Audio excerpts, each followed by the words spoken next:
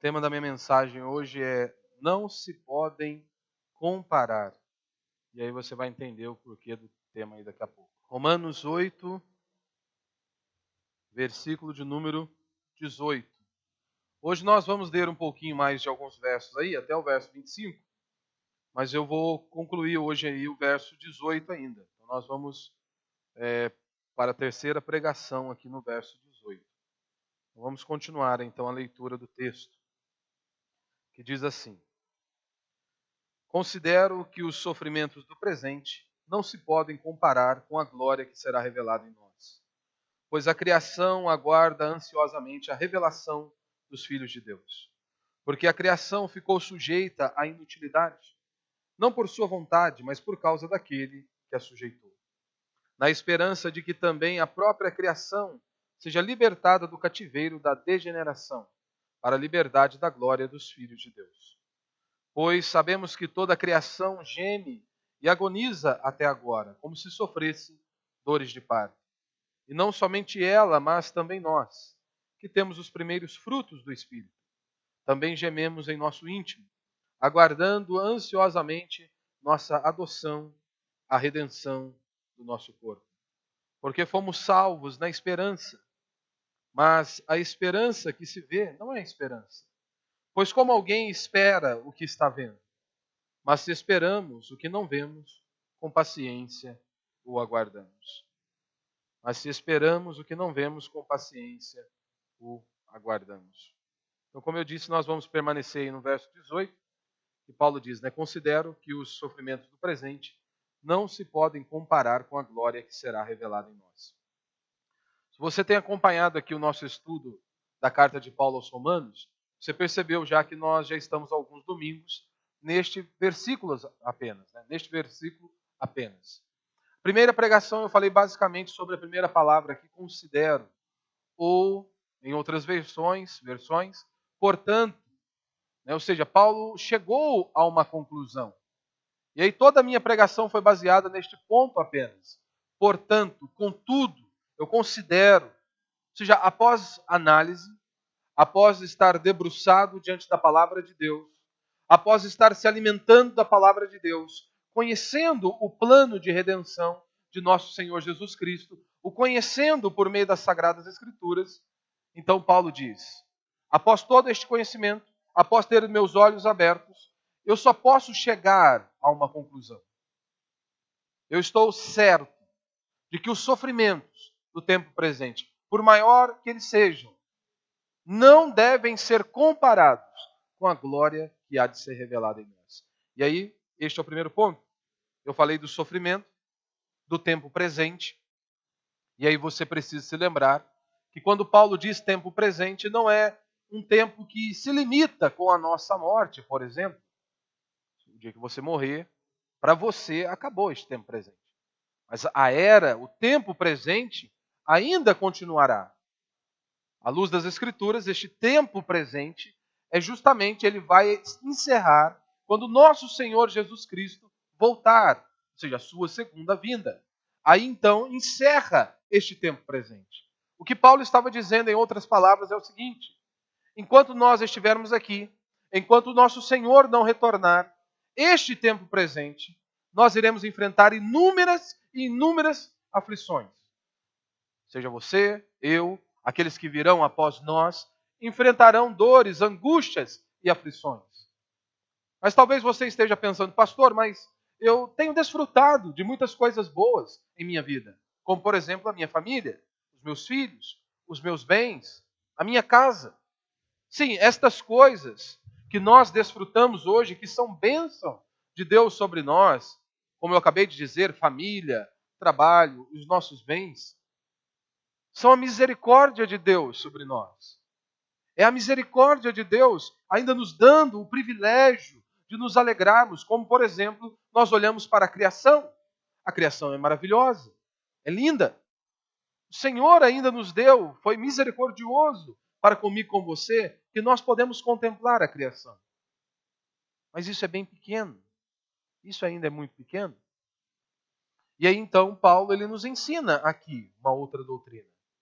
Paulo ele está nos ensinando como encarar os sofrimentos desta vida. Primeiro, sabendo que eles virão. Sabendo que os sofrimentos virão, fazem parte da nossa existência. Jesus nunca mentiu, os apóstolos nunca mentiram acerca da existência humana. Jesus disse que neste mundo o que nós podemos esperar e devemos esperar são sofrimentos de todos os tipos e de todas as formas. Mas aí nós temos os falsos profetas, nós temos os falsos líderes, prometendo uma vida sem espinhos, sem dor, sem angústia ou sem aflição. E por isso muitos se desviam da fé. Por isso que muitos abandonam o caminho do Senhor, justamente porque ouviram falsos líderes, falsos mestres.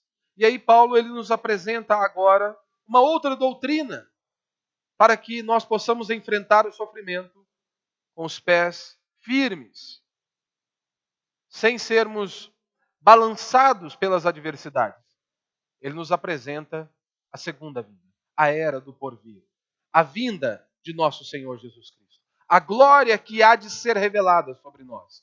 E ele diz que nós não seremos apenas espectadores, nós faremos parte, nós somos parte desta glória. Esta glória, nós teremos esta participação, porque afinal de contas nós somos o povo de Deus, nós somos filhos de nosso Senhor Jesus Cristo.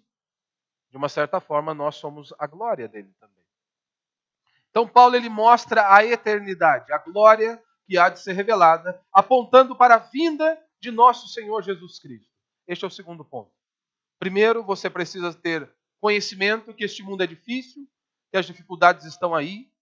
E para você vencer essas dificuldades, você precisa estar firmado nesta verdade. A vinda de nosso Senhor Jesus Cristo.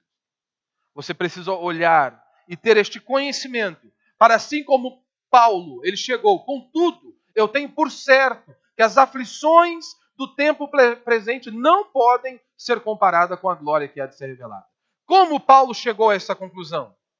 Após estar prostrado diante do Senhor e o Espírito Santo ter aberto os seus olhos, e após ele enxergar esta grandiosidade, Paulo então diz, é impossível. Esses sofrimentos, por mais doloridos que sejam, não podem ser comparados, ou melhor, eles nem devem ser levados em conta quando nós olhamos para a eternidade e olhamos para a vinda de nosso Senhor Jesus Cristo. Então nós estudamos até este ponto. E aí nós temos aqui, não se podem comparar dentre esse meio termo. Né?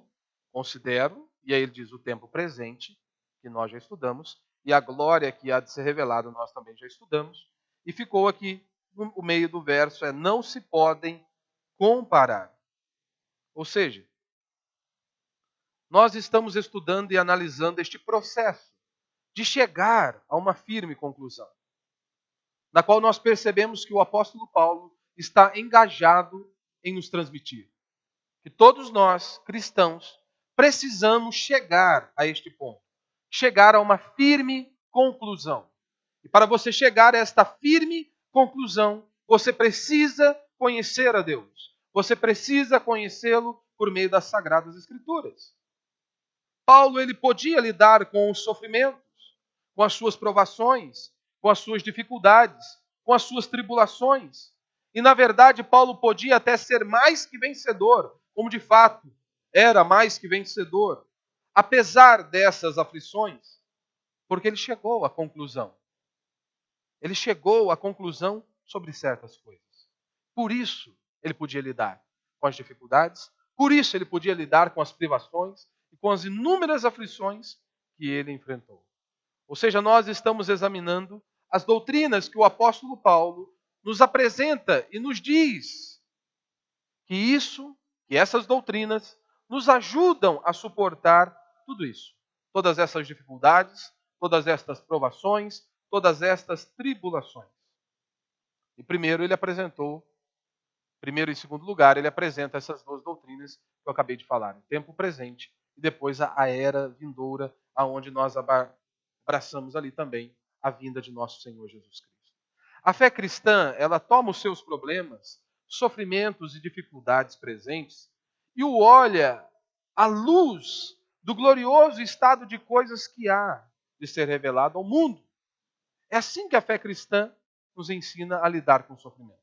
Ela pega todas as suas dores, todas as suas dificuldades e nos leva a olhar à luz do glorioso estado de coisas que há de ser revelado ao mundo inteiro por ocasião da segunda vinda de nosso Senhor e Salvador Jesus Cristo. Nunca o cristianismo ele forneceu um conforto pré-fabricado. Você só vai desfrutar do conforto e da consolação que a fé cristã propicia quando você puser em prática aquilo que está na palavra de Deus. Quando você colocar em prática isso que o apóstolo Paulo está ensinando. Chegar a uma firme conclusão. Ou seja, você nunca vai desfrutar deste consolo, deste refrigério verdadeiro que emana das Sagradas Escrituras, que o Senhor nos propicia, se você não chegar a esta firme conclusão. Se você não estiver firmado nas Sagradas Escrituras. Somente assim você irá receber o refrigério. Não é algo que outra pessoa possa fazer por você. Não é algo que eu possa fazer por você. Não é algo que o seu esposo, esposa, pai ou filho possa fazer pelo outro. Você tem que fazer. Você deve almejar conhecer a Deus por meio das Escrituras. Você deve desejar conhecer ao Senhor por meio da palavra dele. Não é algo que o outro possa fazer por você. O cristianismo não é como uma droga que age em você. O cristianismo não é assim. Embora muitas pessoas acham que o cristianismo é como se fosse uma espécie de droga. O conforto cristão não é mecânico, não é automático. Você só obtém conforto da mensagem cristã quando você faz tudo o que ela diz que você deve fazer.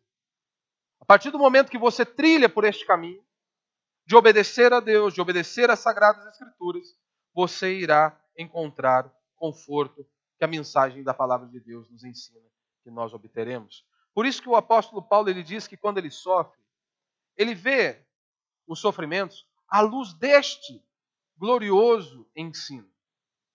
Deste glorioso evento que irá estar ali. Grandioso, para todos os olhos, para todo mundo ver.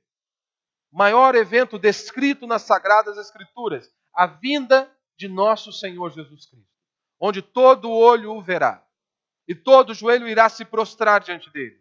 É assim que Paulo enfrenta o sofrimento. Qual que é o resultado disso? Deu a ansiar, a anelar a vinda de nosso Senhor Jesus Cristo. Qual é o resultado de eu chegar a esta firme conclusão de que um dia esta glória há de ser revelada? Qual que é a conclusão imediata disso? É a mesma que Paulo chegou aqui. É a mesma que o apóstolo Paulo descreve aqui. As aflições do tempo presente não podem e não devem ser comparadas com a glória que há de ser revelada.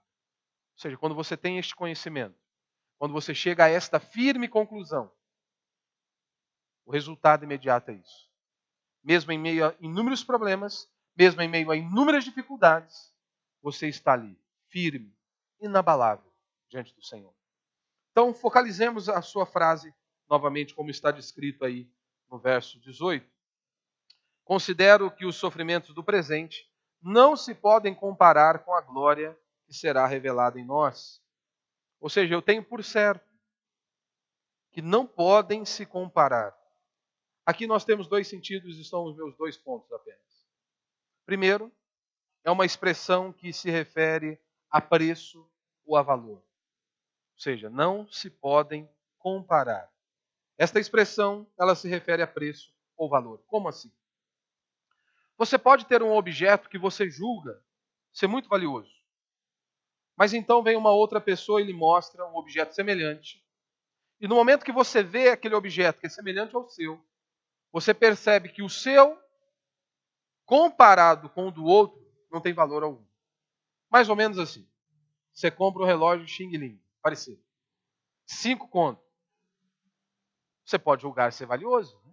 Você pagou 5 conto, afinal, 5 conto não dá em árvore. Então é valioso, de uma certa forma é valioso.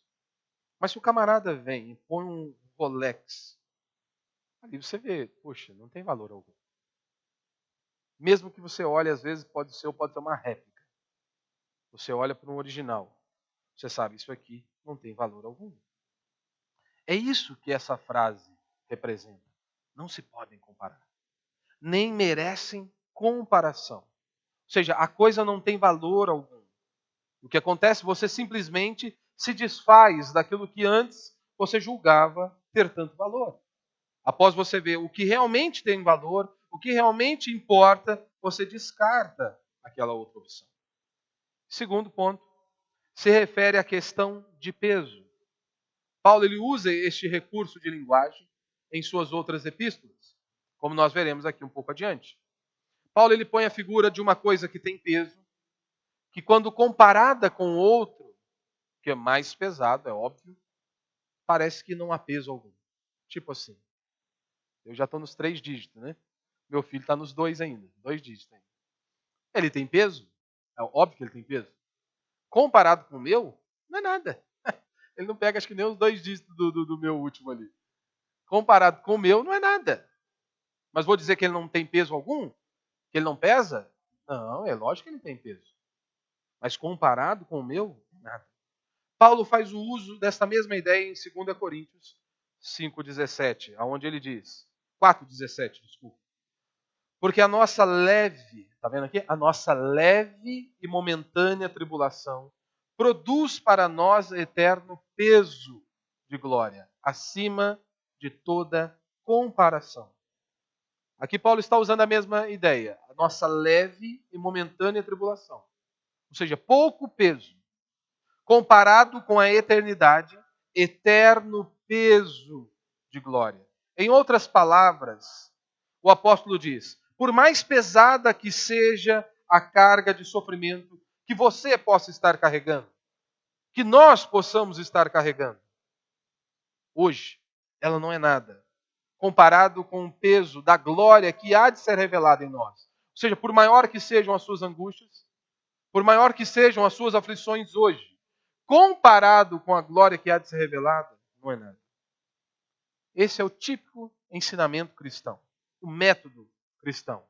E Paulo está nos mostrando isso, Paulo está nos apresentando isso. A maneira de vocês enfrentarem a vida, a maneira de vocês enfrentarem o sofrimento é desta maneira. É assim que a fé cristã nos instrui. É assim que a fé cristã nos ensina a lidar com as dificuldades da vida. E vocês devem estar preparados para isso. E quando Paulo nos apresenta o seu ensino, o ensino bíblico das Sagradas Escrituras, Paulo ele traz em contraste, ele coloca a fé cristã em contraste com as falsas religiões, com as seitas e com todas as outras pessoas que tentam trazer refrigério às pessoas. É isso que Paulo está nos mostrando aqui. Ele faz esse extraordinário contraste entre o método cristão de ministrar conforto aos sofredores e todas as outras forças do mundo que tentam fazer a mesma coisa. Como, por exemplo, o mundo. Você está passando por problemas, por dificuldades. O que da maioria das vezes as pessoas dizem? Olhe para você.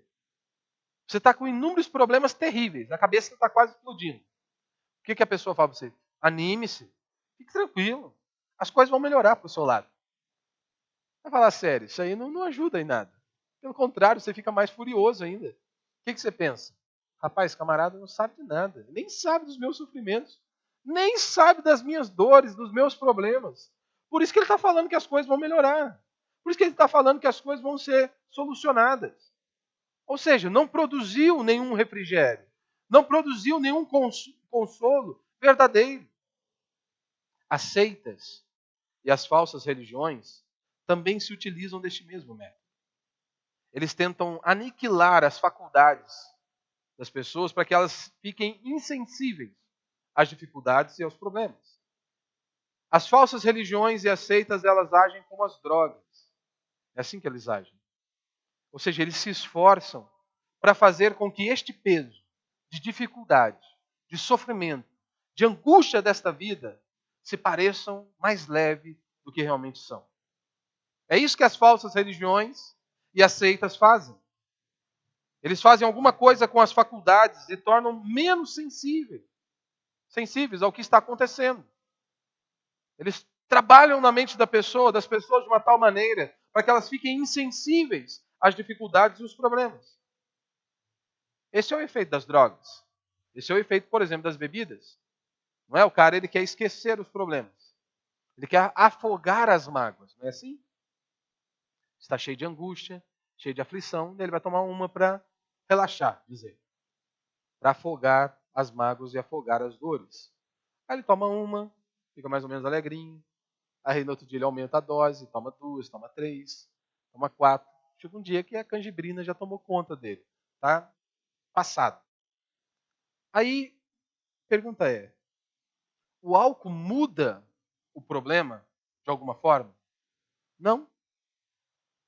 Ele pode se embriagar, ele pode se afogar nas bebidas, e mesmo assim, o problema estará ali diante dele no outro dia. Mesmo que ele apague, devido a tanta bebida, devido a tanta embriaguez.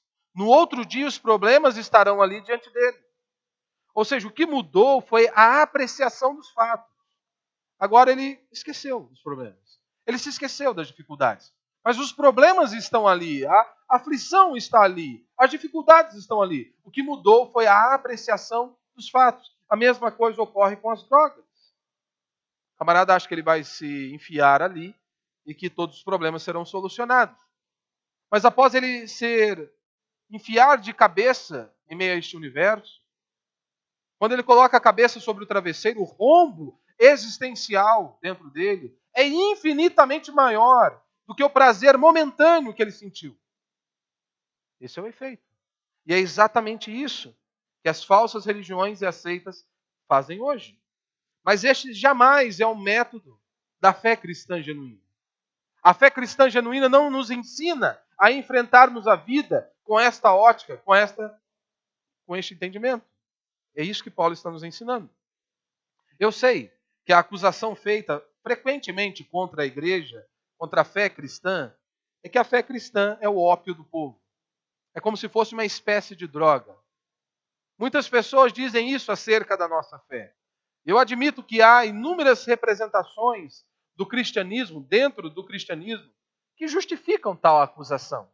Quando você olha para inúmeros líderes religiosos, para inúmeras denominações, você percebe isso. Então eu admito que há representações do cristianismo que justificam tal acusação. E sei também que há certas pessoas que usam o cristianismo como ópio, como uma espécie de droga, como uma espécie de anestésico. Tanto que as pessoas hoje não saem de seus lares em busca da verdade. As pessoas não querem ouvir a verdade. As pessoas querem apenas que os seus problemas sejam solucionados. Você mesmo saiu da sua casa hoje por quê? Quer um problema solucionado? Alguma coisa que se resolva de maneira rápida? Ou você vem em busca da verdade? Conhecer ao Senhor por meio de sua palavra. Muitas pessoas saíram de seus lares hoje e neste exato momento não estão em busca da verdade. Eles estão em busca de falsos mestres, de falsos profetas, de falsos líderes religiosos, homens que prometem um refrigério, um conforto, que não está nas Sagradas Escrituras. Ou seja, são falsos mestres. São pessoas completamente diferentes do apóstolo Paulo. São pessoas completamente diferentes de Jesus Cristo. Porque Jesus nos ensinou a olhar para a vida com a perspectiva correta. Vocês precisam saber, os sofrimentos virão. Eles fazem parte da existência humana. Paulo vem e nos ensina a mesma coisa. Os outros apóstolos a mesma coisa. O autor de Hebreus a mesma coisa. A vida é difícil. As coisas são difíceis. Paulo está ensinando o cristianismo genuíno. O cristianismo verdadeiro. Coisas que muitos líderes religiosos abandonaram. Simplesmente para atrair as pessoas, para prender as pessoas. Prometem falso consolo, falso refrigério. E pessoas são enganadas por conta disso. Mas vamos acompanhar o que Paulo diz, por exemplo, em 2 Coríntios 4:17. 4:7. Abra sua Bíblia comigo lá, por favor. Nós vamos precisar ler aí alguns versos agora. Para você entender como que Paulo é completamente diferente dos líderes religiosos de hoje.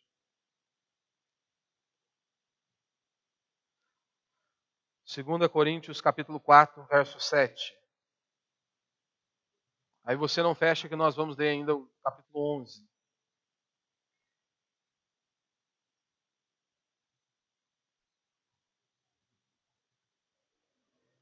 Paulo, ao contrário de muitos líderes religiosos, Paulo ele não alivia o peso do sofrimento.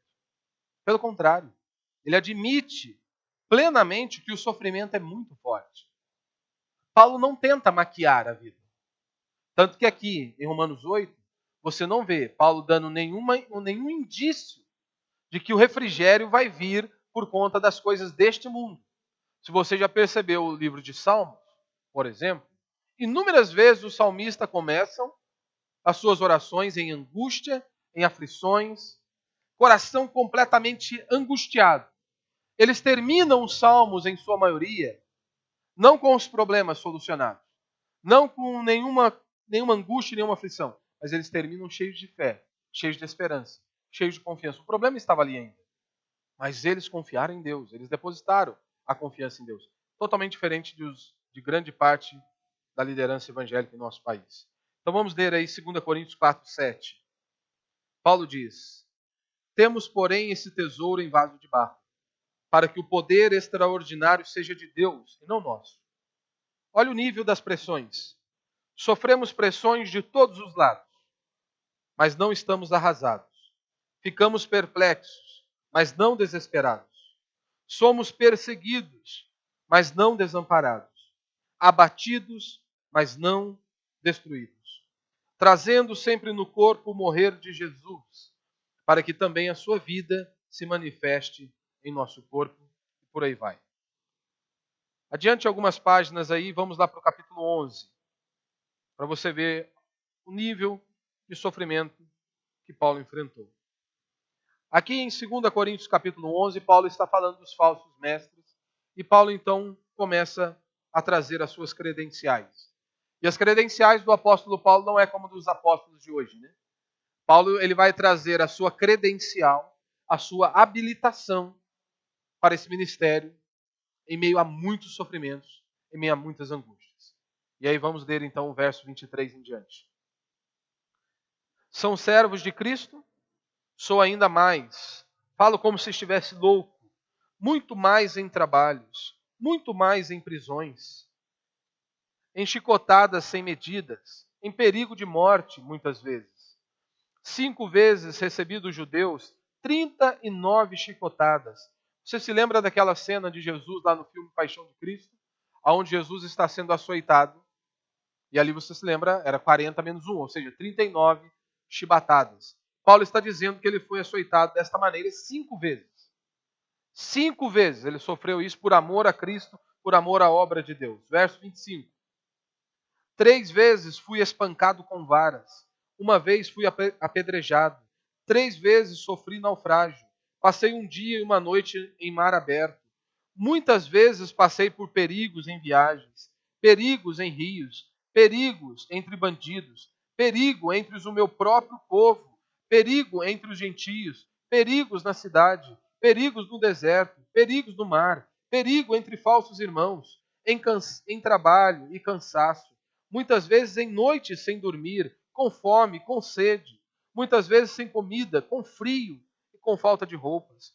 Além de outras coisas, ainda pesa diariamente sobre mim a preocupação com as outras igrejas. E aí ele começa a descrever. Mas aí você olha para Paulo, Paulo diz: a nossa leve e momentânea tribulação produz eterno peso de glória. Meu irmão, aqui é apenas uma das descrições dos sofrimentos, das angústias que o apóstolo Paulo enfrentou por amor a Deus, por amor à sua obra, por amor ao Evangelho. Apenas uma leve descrição. Ou seja, de modo nenhum, Paulo procurou diminuir a natureza real e o caráter concreto do sofrimento. Você não vê Paulo amaciando, Paulo fingindo que isso não era pesado, que isso não era dolorido. Em vez disso, nós vemos Paulo dizer dos sofrimentos serem terríveis como eles são. Mas eles não são nada, vistos à luz da glória daquilo que há de ser revelado, daquilo que está por vir. Ele é franco, ele é verdadeiro, ele expõe a doutrina. É como se nós colocássemos 2 pratos ali. Você tem uma balança e de um lado você põe um prato com os sofrimentos, que são extremamente pesados. Mas do outro lado você vai colocar um outro prato, que está com um eterno peso de glória. É algo completamente incomparável. Incomparável. Não deveria nem ser colocado na balança. Não é que seja leve por si só, mas em contraste com aquela glória que há de ser revelada, aquilo é infinitamente maior, infinitamente mais pesado. Ou seja, nós não devemos considerar que os sofrimentos não têm a menor importância. Os sofrimentos são reais. E é um falso consolador, aquele que diz, anime-se, logo tudo vai passar, logo tudo estará bem com você. Você deve fugir de homens assim. Você jamais deve recorrer a bebidas, a drogas, para solucionar os seus problemas. Você jamais deve recorrer a falsos profetas para solucionar os seus problemas. Aqui está a resposta. Paulo está nos ensinando o caminho. E o caminho é, sejam realistas. Encarem o problema como ele é, em sua pior forma. Olhem, atente-se para a vida. A vida é extremamente difícil. Sejam realistas, encarem o problema. Ou seja, e quando você se sentir tão por baixo, que parece que as forças já se foram, parece que não há mais nenhum refrigério, quando você não estiver aguentando mais, você então olha para o lado, ou melhor, você olha para a eternidade. E aí então você vai encontrar força, renovo e refrigério. Quando você estiver olhando para aquela glória que há de ser revelada.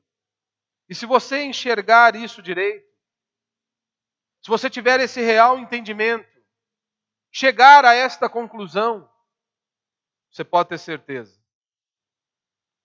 Independente de quais sejam os seus sofrimentos deste tempo presente, eles nem sequer merecem comparação com a glória que nos há de ser revelada. Quando você chega a esse real entendimento da palavra de Deus, essa é a essência cristã, do método cristão de ministrar consolo e fortalecimento às pessoas. Não é dizendo que os seus problemas serão solucionados do dia para a noite. Não é dizendo que os problemas não existem. Ou se esforce para que eles sejam menos doloridos. Não. É você encará-los. Você olhar para eles. Mas olhar à luz da eternidade. Nós vemos este princípio por toda a Bíblia. E o que Paulo está nos anunciando nos versos posteriores aqui, que nós iremos estudar mais adiante. Paulo está anunciando agora a grandeza da glória que está por vir. E Paulo vai apresentar a criação. Paulo vai mostrar que a criação anela, ou seja, está por um anseio, ou seja, algo muito gigantesco. Paulo ele não somente apresenta a sua certeza, não somente a futuridade, mas também a grandeza, a magnitude e a imensidão desta glória que está por vir. E aí Paulo agora ele nos leva à terceira doutrina. Nós já observamos o tempo presente, nós já observamos a glória que há de ser revelada, a segunda vinda de nosso Senhor Jesus Cristo, e a terceira doutrina que Paulo vai nos apresentar, nos versos posteriores, a partir do verso 19, é a explicação do presente estado do universo. Esta é a terceira doutrina que ele vai nos apresentar para trazer mais uma vez certeza da nossa salvação, da nossa proteção em Cristo Jesus. E ele diz que, por causa da sua presente condição, toda a criação está esperando esta glória vindoura. E toda esta criação está destinada a participar desta glória vindoura. Tanto que em Romanos 8:19, Paulo diz, a ardente expectativa da criação aguarda a revelação dos filhos de Deus. Está aí na revista atualizada. A ardente expectativa da criação aguarda a revelação dos filhos de Deus. A palavra empregada pelo apóstolo Paulo aqui sugere o seguinte, é aquela pessoa que ela está ali com a cabeça erguida, meio que na ponta dos pés, tentando enxergar algo, tentando vislumbrar algo. Esta é a figura de linguagem, este é o recurso que Paulo está usando para apresentar como a natureza está. Está como se estivesse na ponta dos pés, inclinando a cabeça para frente para tentar enxergar algo maior. Ou seja, em outras palavras, é uma figura que descreve a criação esticando o pescoço, levantando a cabeça, fazendo o máximo para ver em busca de algum indício, algo. É isso que Paulo vai nos apresentar. E aí a minha pergunta é para você: será se nós realmente ansiamos isso? Porque Paulo está dizendo que a natureza, a criação, anela, ou seja, de forma ansiosa. Faltam palavras para o apóstolo Paulo para descrever, para trazer isso à tona. Mas ele diz: a natureza está de tal maneira, numa ardente expectativa ali em ver a manifestação dos filhos de Deus, porque ela também será redimida. Mas será se eu e você hoje, nesta noite, você pode dizer, assim como Paulo disse aqui, os filhos de Deus anelam isso. Você deseja isso? Estar com o Senhor? Você deseja estar com Cristo? De realmente contemplar ao Senhor? De passar a eternidade com o Senhor? Ou para você é apenas o aqui e o agora? É só viver o hoje? É só aproveitar este momento? A natureza está de uma maneira que Paulo diz, a ardente expectativa. Ela está ali de forma ansiosa para ver isso. Será se nós, como filhos de Deus, também estamos desta maneira? Porque Paulo diz aqui que os filhos de Deus também estão da mesma maneira. Se os seus olhos não estão presos na eternidade, você deve avaliar o seu cristianismo hoje. Você deve avaliar se realmente você nasceu de novo. Se o Espírito Santo habita em você. Se o que você mais deseja é contemplar ao Senhor, é adorar ao Senhor, é viver para a glória dele. Que eu e você possamos olhar e aprender com o apóstolo Paulo. E que nós realmente possamos colocar a nossa esperança, a nossa confiança em Cristo Jesus. E independente dos nossos problemas, independente do tamanho das dificuldades, quando você achar que não está aguentando mais, lembre-se, olhe para a glória que há de ser revelada. Aí sim você terá certeza que nada pode se comparar. Esses sofrimentos não podem ser comparados com a glória que nos há de ser revelada. Por isso, que Deus nos dê graça, que o Senhor abra os nossos olhos, que a nossa confiança esteja nele. E você, meu irmão, só vai desfrutar deste refrigério das Escrituras se realmente você obedecer a Deus. Se realmente você fizer aquilo que a Escritura diz que você deve fazer. Por isso que muitas pessoas não vivem atormentadas. Por isso que muitas pessoas vivem angustiadas. Porque elas não obedecem a Deus. Elas não se submetem às sagradas Escrituras. E por isso, muitas vezes, se encontram inquietas. Por isso que muitas vezes se encontram em angústias, em aflições. Porque não estão certos, como o apóstolo Paulo. Não chegaram a uma firme conclusão. Você pode frequentar a nossa comunidade há anos, ou qualquer outra comunidade. Se você não nasceu de novo, se não houve arrependimento de pecado, o que te aguarda é a condenação eterna. Infelizmente, esse é o verdadeiro cenário. Essa é a notícia. Não dá para esconder a verdade. Mas se houve arrependimento, se houve convicção de pecado, você precisa chegar a esta firme conclusão, a certeza, como Paulo chegou, de que a nossa vida está nas mãos do Senhor e que nada se compara com essa glória que um dia nós, cristãos, iremos fazer parte. Nós estaremos ali, faremos parte desta glória que será revelada. Por isso, vamos ficar de pé, vamos orar a Deus.